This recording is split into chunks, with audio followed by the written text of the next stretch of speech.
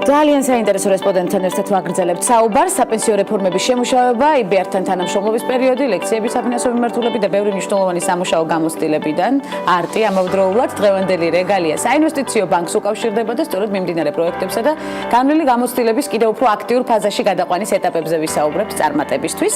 მარინა გულედანი, CFS საინვესტიციო ბანკის დირექტორი ნარატივით გადაცემაში. მოგესალმებით, კალთუნა მარინა. უღმესი მადლობა მოგზანებისთვის. დროს არ ვკარგავ არაფერზე და გადავდივარ საკითხებზე. ძალიან ბევრი საინტერესო თემა გვაქვს განსახილველი. თქვენი საქმიანობა ძირითადად უკავშირდება ფინანსებს, იურისპრუდენციას, აუცილებლად ეს უნდა აღნიშნოთ, რატომ აერჩიეთ ეს მიმართულება?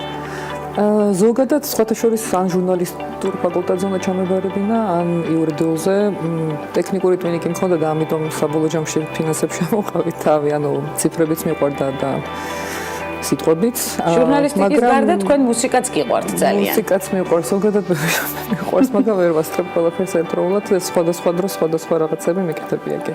მუსიკას უთმობთ დროს ყოველ დღე და სპორტსაც ყოველდღიურად კი, ცურვასაც და ფორტეპიანოზე დაკვრასაც. ეს არის წარმატების საწინდარი, ის არის ჩვეულებრივი განწყობით გაგრძელება დღისა, რომელსაც უკვე მოაქვს წარმატებული ბენეფიტები. CFS ლეგალზე უნდა გკითხოთ, კომპანიის ძირითადი მიმართულებები რა არის?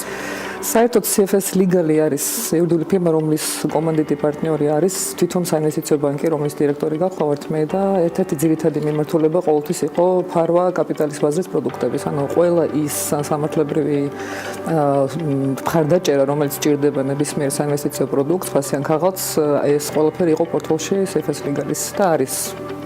და ჩემი ძირითადი მიმართულება არის სამართალი და ფინანსები ოღონდ საინვესტიციო საბანკო საქმიანობის ჭრილში. ძალიან ბევრი მიმართულების შეთავსებას ახერხებს კალთუნა მარინა დღის განმავლობაში.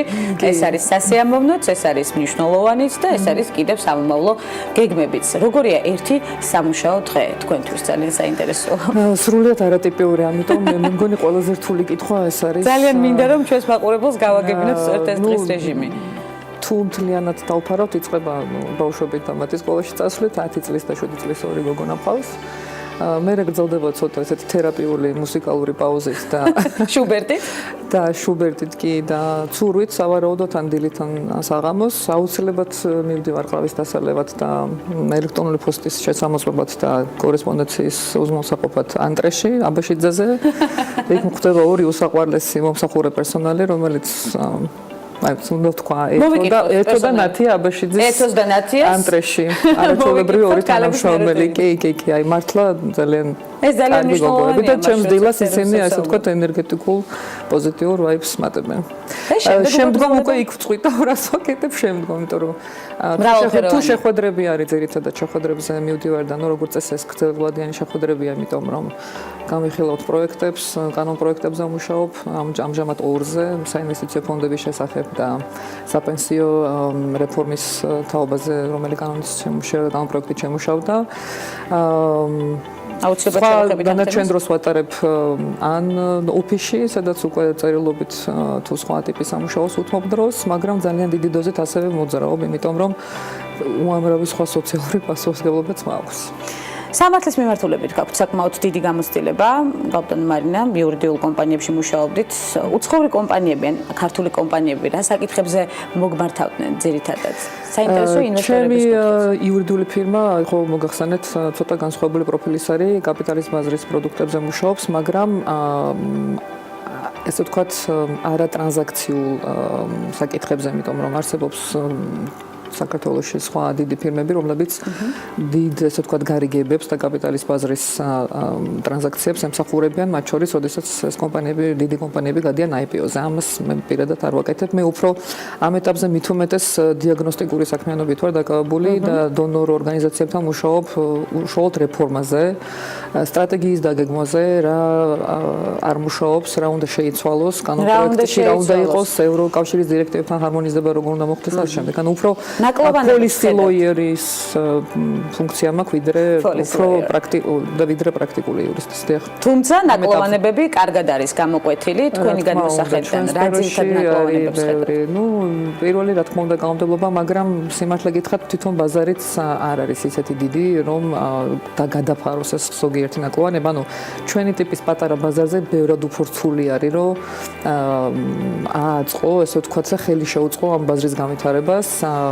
მე ვიტყოდი რომ კანონმდებლობა პრინციპში მნიშვნელოვან როლს თამაშობს, იმიტომ რომ ხელშეწყობის გარეშე და გარკვეული სასათბურე პირობების შექმნის გარეშე ცოტათი ეს სეგმენტი, სექტორი და ფინანსური სექტორის ეს კანალი ვერ განვითარდება.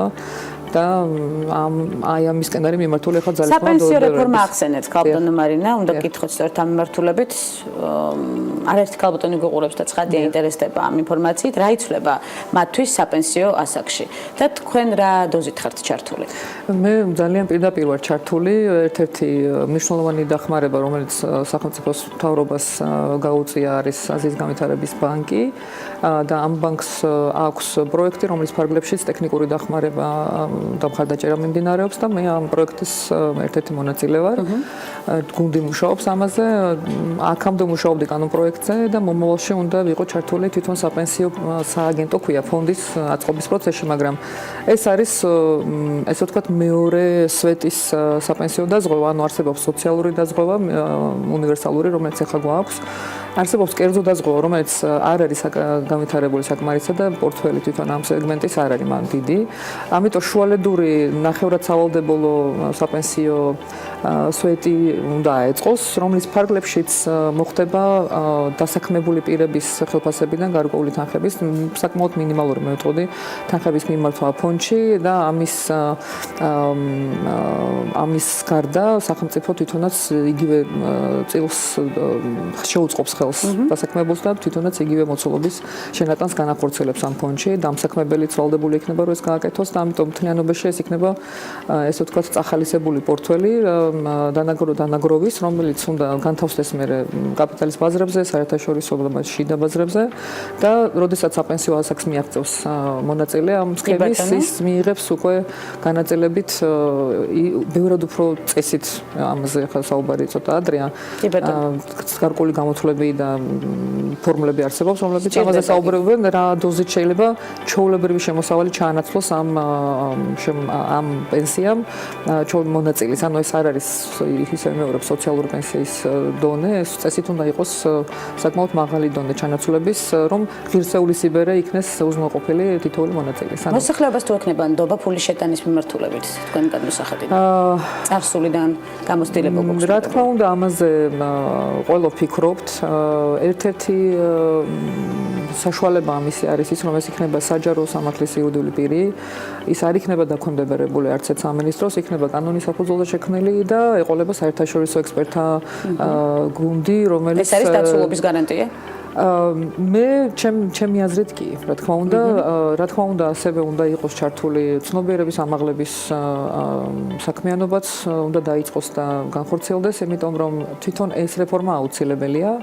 ყველა განვითარებულ ქვეყანაში ეს სისტემები არსებობს, ჩვენთან ჯერჯერობით ერთი ორგანიზაციული წარმონაქმნი შეიქმნება, თორე სხვა ქვეყნებში არჩევანი აქვს ნებისმიერ მოქალაქეს, რომელ ფონდს მიმართოს. ამონიმას ავალებს, რომ ეს გააკეთოს, მაგრამ არჩევანი თვითონ აქვს. მათ შორის არჩევანი აქვს საინვესტიციო პოლიტიკის კუთხით, აპეტიტი როგორი აქვს, შეიძლება უფრო რისკიანი იყოს, უნდა უფრო მაღალი ამონაგების თქვა ინსტრუმენტებში ჩაიდოს ფული, მაგრამ ჩვენთან ეს ჯერ ვერ მოხდება, რა თქმა უნდა, იმიტომ რომ ზოგადად ჯერ თვითონ პროცესი არის დასაწყები და კულტურა არის შესაქმნელი. კანონპროექტი ახსენეთ, ქალბატონო მარინა, როდის იქნება მზად კანონპროექტი? კანონპროექტი თვითონ საკმაოდ მზად არის და საშემოდგომო სესიებზე წესით უნდა შევიდეს, უბრალოდ აუცილებელია რომ საჯარო კონსულტაციები ჩატარდეს და ეს ყველაფერი იგეგმება ამ შემოთ. სააგენტო ახსენეთ ასევე, არ შემიძლია ესეც დავტოვა ყურადღების მიღმა. სააგენტოში გადასვლაზე ხომ არ გიფიქრიათ და იქ ხომ არ აპირებთ? მე პირადად. დიახ, თქვენ ხომ არ გიხილავთ სამომავლოდ სააგენტოში? იცით რა არის, წინასწარ არაფერს თქმა არ შემიძლია, უბრალოდ მე კერძო სექტორის ჭია ვარ. კი ბატონო, აქ უფრო კომფორტულად ვცნობს თავს. 23 წელია კერძო სექტორში. 23 წელია უკვე. ძალიან დიდი დრო გასულა. და არასოდეს არ მიფიქრია საჯარო სექტორში გადასვლა. მიმაჩნია რომ ბევრად უფრო კარგად შემიძლია მომსახურო საქმეს და პროგრესს კერძო სექტორიდან. ხასიათიც არ მიწყობს თუმცა საჯარო სექტორში დარწმუნებული ვარ, ასეთივე წარმატებით იქნებით წარმოდგენილი. ლექციები უნდა ვახსენო ასევე მარინას ცხოვრებაში. რამდენად საინტერესოა სტუდენტებთან ურთიერთობა თქვენ. ეს არის ჩემი ცხოვრების ერთ-ერთი ყველაზე ესეთი დესერტული სეგმენტი, იმიტომ რომ ძალიან მიყვარს სტუდენტებთან ურთიერთობა. მხოლოდ დადებითი პოზიტიური და სუფთა ემოცია მოდის მათგან მე თვითონ მიყვარს ჩემი გამოცდილების გაზიარება, იმიტომ რომ ჩემი ლექციები არ არის თეორიული და ერთ-ერთი უპირატესობა, რაც ჩემს ლექციას შეიძლება კონდეს, უპირატესობა შეიძლება ხმამაღალი ნათქვამია განსხვავება, ეს არის პრაქტიკული გამოცდილების შეტანა ლექციებზე. ამიტომ მე ამას ვაკეთებ საკმაოდ იშვიათად არა. ერთ პროგრამაზე მეც არასოდეს არ ვაკეთებ და არის პერიოდები, როდესაც საერთოდ არ ვკითხულობ ლექციებს, მაგრამ ამასაც ვაკეთებ უკვე დაახლოებით 17 წელია. დროის გადანაწილებას როგორ ახერხებთ? ბატონო მარინა, ეს არის საინტერესო. ახერხებთ ცურვას, დილით რა ძალიან მნიშვნელოვანია ჯანსაღი ცხოვრების წესი, ცხოვრება უკვე სამომავლო წარმატებისთვის. ამის გარეშე სხვა რამებს ვერ გავაკეთებ. არ გამოდის. ახერხებთ დაკვრას და იმ სულიერი საზრდოს მიღებას დილიდანვე, შუბერტი ძალიან მნიშვნელოვანია, ასევე ოჯახი დიდი, ოჯახის პატარა წევრი ყავთ კიდევ, რომელიც ასევე მოითხოვს. ორი წევრი დიახ კი. პატარა წევრი ძაღლს გულისხმობ, რომელიც მოითხოვს შუბერტს ყოველდილით. ლუი ყველაზე ემოციური წევრია ჩემი ოჯახის, რომელიც ჩემ გარეშე ვერ ძლებს. და მუსიკის გარეშე დილით. მუსიკა უყვარს ძალიან, შუბერტი უყვარს ძალიან. და შემდეგ ამდენი სამუშაო გრაფიკის ასევე შეთავსება.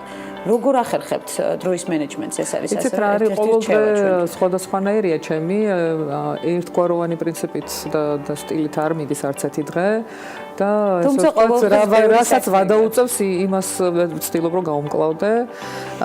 ცოტა მე თვითონ უკმაყოფილო ვარ ჩემი თავით დროის მენეჯმენტის თვალსაზრისით, რაღაცა ლიტერატურა წავიკითხე, ბაყაყი შეჭამე, თუ შეჭამე ბაყაყი წიგნი არსებობს ესეთი, რომელიც იძახის რომ დიდი რაღაცა უნდა დაიწყო ჯერ და დაამთავრო და მე გადახვიდე პატარ-პატარა რაღაცებზე. მეც მივიღეს ყოველდღე არ გამომდის ამის გაკეთება, მაგრამ ნუ მუშაობ ჩემ თავზე ესე ვთქვათ. მაგრამ მარტო ვარ მე რეალურად სოლო პრაქტიკოსი ვარ, მე არა ვარ არც დაქირავებული და არც მე თვითონ არც დაქირავებული სტაფი მე არ მყავს. სოლო პრაქტიკოსის სამომავლო გეგმები გვაინტერესებს. საფინანსო ინსტიტუტი, სადაც მარინა გულედანი მუშაობდა. ეს კითხვა ძალიან მახარებს, იმიტომ რომ მე ძალიან მიყვარს ხელოვნება, რაღაც გარკვეული პატარა პორტფელი მაქვს. ფერწერული თუ ნამუშევრების თუ ხელოვნების ნამუშევრების ერთადერთი კლასიკოსები ქართველი და დიდი სურვილი მაქვს რომ ჩამოვაყალიბო საინვესტიციო ფონდი, რომელიც განახორციელებს ხელოვნების ნიმუშებში ინვესტიციას, რაც წესით ხელშეუწყობს თვითონ ანუ იმ მხატვრების მოღვაწეობას და კარიერას, რომელთა ნამუშევრებით შეიძლება შეიძინოს ამ ფონდმა, რა თქმა უნდა, ეს ყველაფერი უნდა მოხდეს ანალიტიკის და შესაბამისი სფეროს ექსპერტების მონაწილეობით. ასევე მგონია, რომ ძალიან კარგი იქნება თუ ეს ნამუშევრები პერიოდულად იქნება გამოფენილი საჯაროდ და ესაც თვითონ ამ ნამუშევრების რენომეს აწევს და ფასს აწევს. თან მე მინდა რომ ეს გავაკეთო არა მარტო საქართველოსთვის, არამედ ცოტა რეგიონულ ჭრილში, უკრაინაში გვაქვს რაღაც კონტაქტები მე და ჩემს მეგობრებს, რომლებიც კოლეგები არიან ამ სფეროში. ადგილობრივი გალერეები, ასევე რომელსაც მე ვიცნობ. ამიტომ ჩემი dream, ანუ საოცნებო საფინანსო ინსტიტუტი არის ეს Arts Investment Fund, რომელსაც მე აუცილებლად გავაკეთებ. Arts Investment. და მე არცად აღარ წავალ, არცად არ გადავალ, მე ვიმიტა ხელოვნების დარგის წარმომადგენლებთან ვიმუშაო. საჯარო სექტორიც არ განიხილება, როგორც უკვე აღნიშნეთ, ჯერჯერობით ყოველ შემთხვევაში. ამ ეტაპზე არ ვიცი. Arts Investment Fund-ს აუცილებლად დაუბრუნდებით, ჩვენ როგორც ვატყობ, აუცილებლად შევხვდებით ამ თემასთან დაკავშირებით. რამდენი წელიწადში არ ვიცი. ქალების ნარატივის სერიალში ჩვენ დავაჩქარებთ პროცესს, მოვიკითხავთ დრო და დრო ამ მიმართულებას. ძალიან დიდი მადლობა. იქნება ჩემზე დიახ, კარგი. ნახე იქნება, თუმცა სასიამოვნო და პრაქტიკული, რაც ძალიან მნიშვნელოვანია. ბატონო მარინა, უღრმესი მადლობა მობრძანებისთვის. იმ დადებითი წნეხისთვის, რომელიც განვიცადეთ დღეს გადაცემაში. მარინა გულედანი სტუმრობდა გადაცემას მეტად საინტერესო დიალოგით და ძალიან საინტერესო ცხოვრებისეული რეჟიმით, რომელიც სხვა შორის ძალიან ბევრ ამას გვასწავლის. ცურვა აუცილებელია დილით, თუ არა ცურვა, ყოველ შემთხვევაში ჯანსაღი ცხოვრების რომელიმე მიმართულება.